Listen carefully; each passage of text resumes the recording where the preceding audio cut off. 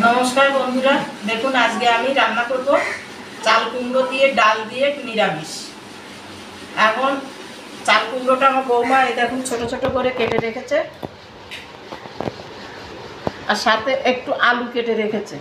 এগুলো কেটে ধুয়ে রেখেছে। আমি এখন এটে বসিয়ে দেব। আমি নিয়েছি প্রথমে একটা কড়াইতে আমি চাল কুমড়োটা দিয়ে দিলাম,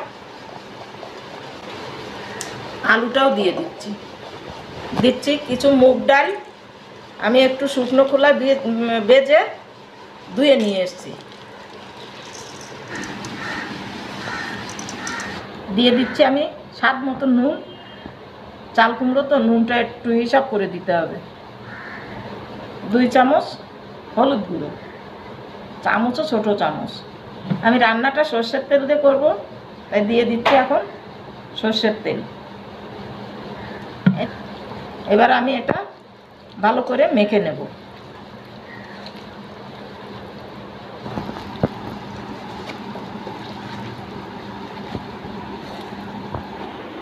আমার মাখাটা হয়ে গেছে, আমি হাত ধুয়ে একটুখানি জল দিয়ে দিচ্ছি।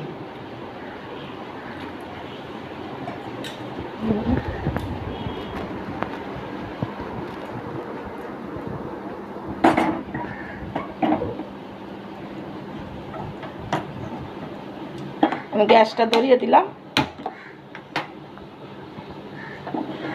আমি প্রথমে গ্যাসটা একটু বেশি করে দিয়েছি, পরে আমি গ্যাসটা একেবারে লোতে করে দেব।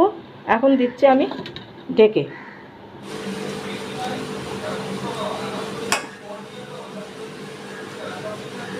দেখুন আমার চাল কুমড়োটা নরম হয়ে গেছে, আলুটাও নরম হয়ে গেছে, আমার কষানোটাও হয়ে গেছে। এবার আমি দিয়ে দিচ্ছি জল।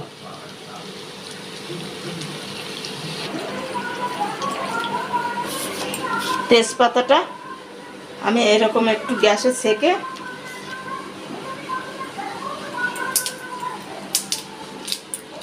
দিয়ে দিচ্ছি।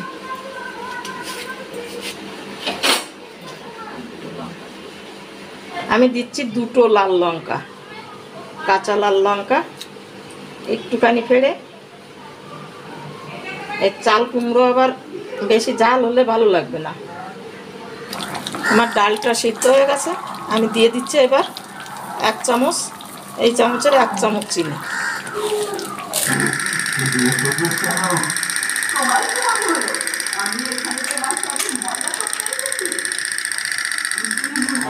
আমি দিচ্ছি একটুখানি গরম মশলা গুঁড়ো।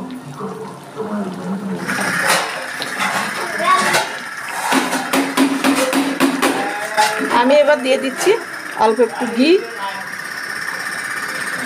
এবার আমি গ্যাসটা অফ করে একটু ঢাকা দিয়ে রাখবো। আমার রান্না শেষ।